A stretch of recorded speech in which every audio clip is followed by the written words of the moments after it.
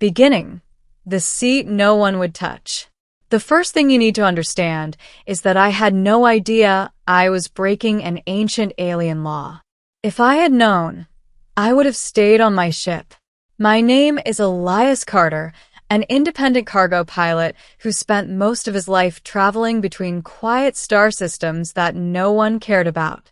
I transported minerals, medical supplies, sometimes rare artifacts when the price was right.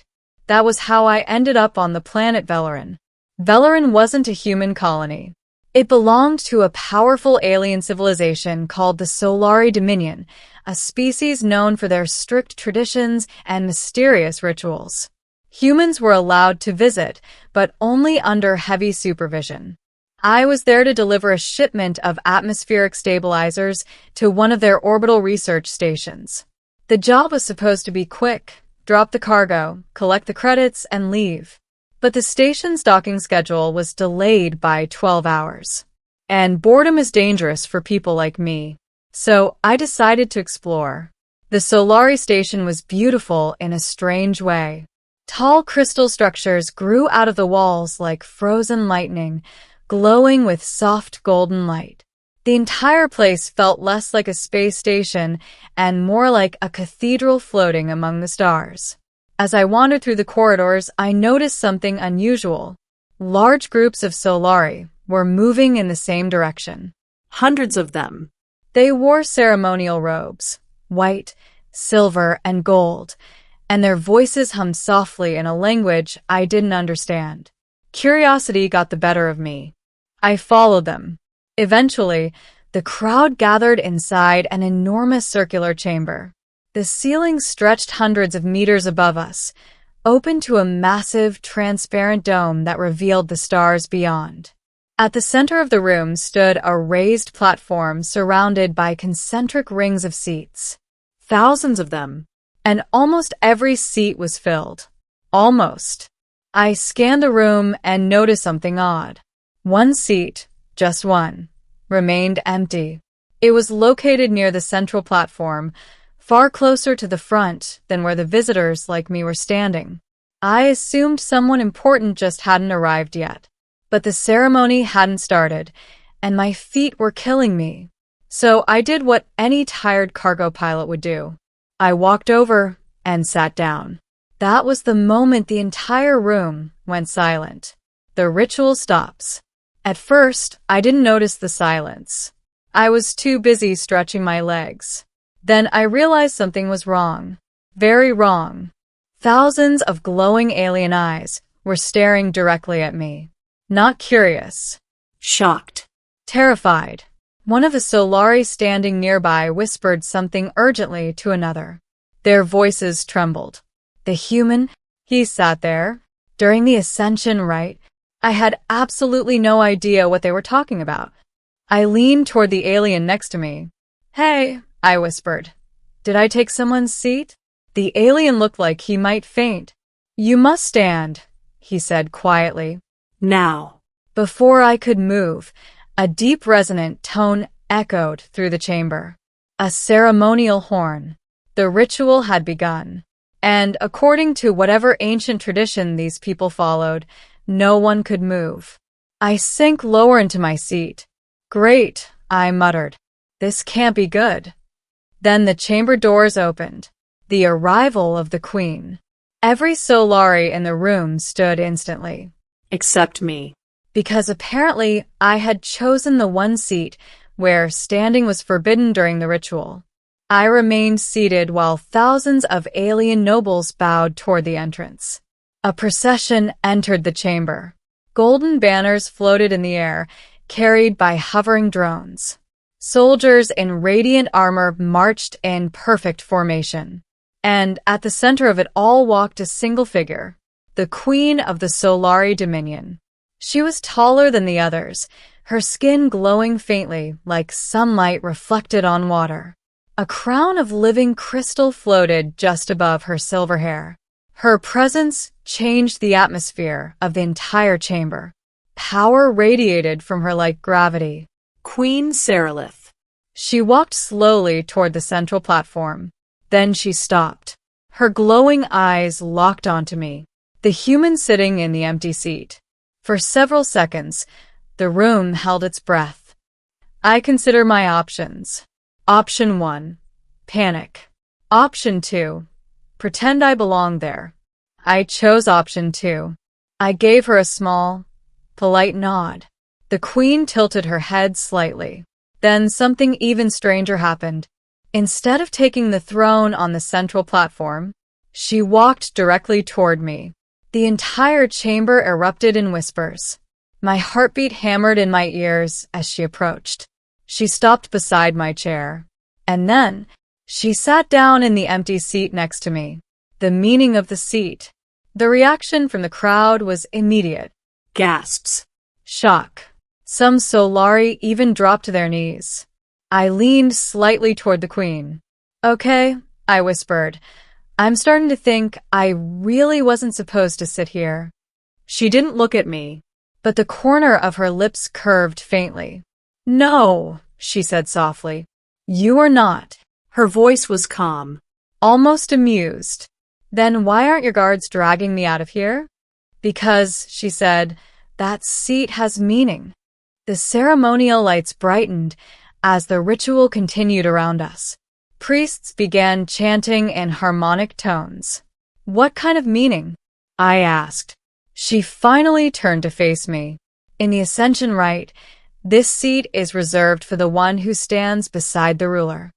I blinked. Like a royal advisor? She shook her head. No. Her silver eyes shimmered slightly. It is the seat of the chosen companion. My brain tried to process that. Companion as in? The one who shares the ruler's fate. Oh. I paused. Oh. The ancient law. After the ceremony ended, the chamber emptied slowly, but the tension remained. The queen led me through a private corridor deep within the station. Guards followed at a distance but never approached. Finally, we entered a quiet chamber filled with glowing plants and floating lights. She turned to face me. You understand the situation you created? Not really, I admitted. She sighed softly. The Ascension Rite is older than our empire. During the ritual, the empty seat beside the throne represents possibility. Possibility of what? Of the ruler choosing someone to share their rule. I rubbed my face. Let me guess. No one has ever sat there before. No outsider has. Fantastic. She folded her hands behind her back. But the law is absolute. Meaning, if someone sits there during the ritual and the ruler accepts their presence. You accepted it, I said slowly. Yes. Why? She studied me carefully. Because I was curious. That answer surprised me. You risked your political stability out of curiosity? Perhaps. Her eyes softened slightly. Or perhaps I was tired of traditions deciding my life. I leaned against the wall. So what happens now? Her answer was simple. You cannot leave.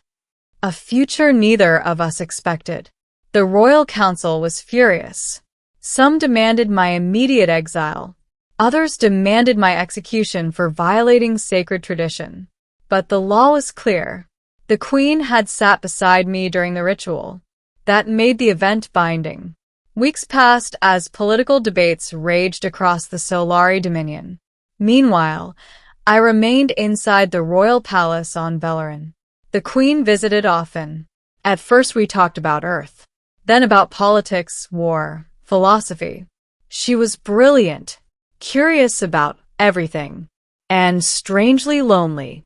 One evening we stood on a balcony, overlooking Velarin's glowing oceans. You never intended to change your life like this, she said. No, I laughed. I was just looking for a place to sit. She smiled. A dangerous habit. Yeah. I'm starting to see that. She looked out at the horizon. The council will make their final decision tomorrow. And they must either recognize the ritual or break a law older than the empire itself. And if they recognize it, she looked at me. Then you will never return to your old life. I thought about my cargo ship, the endless quiet of space, the loneliness of drifting between stars. Then I looked at the Queen beside me. Honestly, I said, that doesn't sound so bad. The ending. The seat that changed everything. The council chamber was silent as the verdict was announced. After days of debate, ancient records, and political arguments, the eldest counselor stood. His voice echoed through the hall. The ritual cannot be undone. Whispers spread across the chamber. The law states that the one who sits beside the ruler during the ascension rite becomes bound to the crown. He looked directly at me. Human Elias Carter, you are now recognized as the Queen's chosen companion. Gasps rippled through the audience. Some in anger, others in awe. Queen Saralith remained perfectly calm. When the announcement ended, she stood and walked toward me. The chamber parted as she approached. I stood there awkwardly, unsure what to do. She stopped in front of me. Still wish you had chosen a different seat? She asked quietly. I thought about it. Then I smiled. Not really. She extended her hand. For better or worse, your life is now tied to this empire. I took her hand. Well, I said, I've always liked adventure. The chamber erupted into a mixture of applause and stunned silence. Outside the palace windows, the twin suns of Velarin dipped below the horizon. And, in that moment, I realized something incredible. A single careless decision, a single empty seat, had changed my life forever. I had arrived on Velarin as a simple cargo pilot passing through alien territory. Now I stood beside the most powerful ruler in the Solari Dominion. Not as a prisoner, not as a guest, but as the one chosen by an ancient ritual no one had expected to be fulfilled. And as Queen Saralith walked beside me toward the palace balcony, overlooking an empire of 1,000 stars, I understood the truth. Sometimes the smallest choices reshape the universe. All I had done was sit down.